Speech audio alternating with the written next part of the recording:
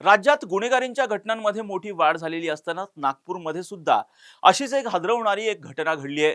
नागपूरमध्ये भर दिवसा एकाच्या घरात घुसून एका फायनान्स एजंटची निर्घृण हत्या करण्यात आल्याची घटना घडल्यानं नागपूर शहरात मोठी खळबळ उडाली आहे। नागपूर शहरातील सेमिनरी हिल्स परिसरातील गोरखेडे कॉम्प्लेक्समध्ये ही धक्कादायक घटना घडली। अजय श्रीवास नावाच्या 40 वर्षीय एजंटवरती एका व्यक्तीनं अर्थात अज्ञात व्यक्तीनं धारदार शस्त्रानं वार करून त्यांची हत्या केलेली आहे आणि त्यानंतर हा आरोपी घटनास्थळावरून पसार झालेला आहे। पाहूया ते संपूर्ण हादरवणारे प्रकरण नेमकं काय या व्हिडिओच्या माध्यमातून। नमस्कार, मी राजरत्न जोंधे आणि तुम्ही पाहताय टॉप न्यूज मराठी। नागपूरमध्ये एका फायनान्स एजंटची भर दिवसा घरात घुसून निर्घृण हत्या करण्यात आली। सेमिनरी हिल्स परिसरातील गोरखेडे कॉम्प्लेक्समध्ये ही धक्कादायक घटना घडली आहे। अजय श्रीवास नावाच्या 40 वर्षीय व्यक्तीवर अज्ञात आरोपीनं चाकून सपासप वार करून त्यांची हत्या केली आणि त्यानंतर हत्येच्या ठिकाणावरून हा जो नराधम आरोपी आहे तो पसार झालेला आहे। विशेष म्हणजे अवघ्या 15 दिवसांपूर्वीच अजय जे आहेत या प्रकरणामध्ये ज्यांची हत्या झालेली आहे त्यांच्या आईचं 15 दिवसांपूर्वीच निधन झालेलं होतं। त्यानंतर ते या फ्लॅटमध्ये एकटेच राहत होते, परंतु आता त्यांची हत्या झाल्यानं या संपूर्ण परिसरामध्ये मोठी खळबळ उडालेली आहे। नागपूरच्या गिट्टी खदान पोलीस ठाण्याच्या हद्दीमध्ये जे सेमिनरी हिल्स परिसर आहे त्या ठिकाणी शनिवारी दुपारी अचानक अशा पद्धतीची ही घटना घडलेली आहे।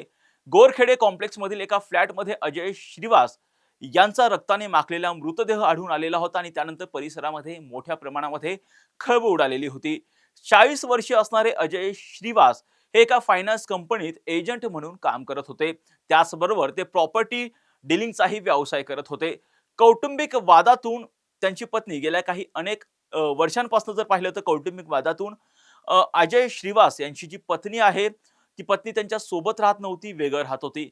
त्यामुळे अजय आपल्या आईसोबत त्या ठिकाणी एकटेच राहत होते। त्यांच्या आईचं अवघ्या 15 दिवसांपूर्वीच निधन झालेलं होतं। त्यानंतर ते फ्लॅटमध्ये एकटे राहत होते।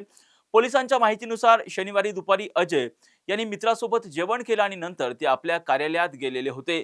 दुपारी ते फ्लॅटवर परतल्यानंतर काही वेळातच अज्ञात आरोपींनी घरात घुसून अजय यांच्यावरती चाकून सपासप वार केले आणि या भीषण हल्ल्यामध्ये अति रक्तस्राव झाल्यामुळे अजय यांचा जागीच मृत्यू झाला।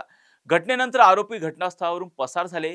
काही वेळानं अजय यांना भेटण्यासाठी आलेल्या एका नातेवाईकांनी फ्लॅटचा दरवाजा उघडला आणि त्यांच्या समोर हे अत्यंत धक्कादायक दृश्य पाहायला मिळालं। त्यानंतर ते हादरून गेले, नातेवाईक हादरून गेले। घराच्या जमिनीवर अजय यांचा रक्तबंबा मृतदेह पडलेला होता। नातेवाईक यांनी आरडाओरड केल्याच्या नंतर शेजारचे लोक जमा झाले। तातडीनं पोलिसांना या घटनेच्या बाबतीमध्ये माहिती देण्यात आली।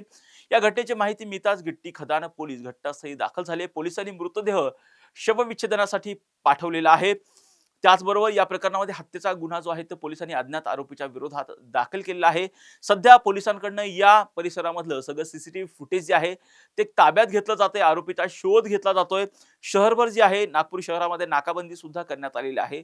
प्राथमिक तपासामध्ये जी माहिती मिळते त्यामध्ये प्रॉपर्टीच्या वादामधनं ही हत्या झालेली असू शकते। त्याचबरोबर आर्थिक देवाणघेवाण किंवा जुन्या वैमनस्यामधून ही हत्या झाल्याची शक्यता पोलिसांकडनं जी आहे ती व्यक्त केली जाते। अजय यांचा मित्र, नातेवाईक आणि त्याचे जे ओळखीचे लोक आहेत त्यांची सुद्धा या प्रकरणामध्ये सध्या चौकशी सुरू असून पोलीस सर्वच अँगलने या संपूर्ण घटनेचा तपास करतायत।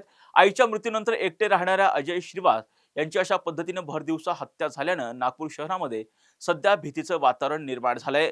आरोपी कोण आहेत, हत्या नेमकी कोणत्या कारणामधून झाली आहे याचं उत्तर शोधण्याचं मोठं आव्हान आता नागपूर पोलिसांसमोर असणार आहे। या प्रकरणामध्ये पुढे काय घडतं हे पाहणं सुद्धा महत्त्वाचं असणार आहे आणि प्रत्येक घटनांची अपडेट आम्ही टॉप न्यूज मराठीच्या माध्यमातून आपल्यापर्यंत पोहोचवणारच आहोत। यासाठी तुम्ही पाहत राहा टॉप न्यूज मराठी, आपला महाराष्ट्र, आपली बातमी।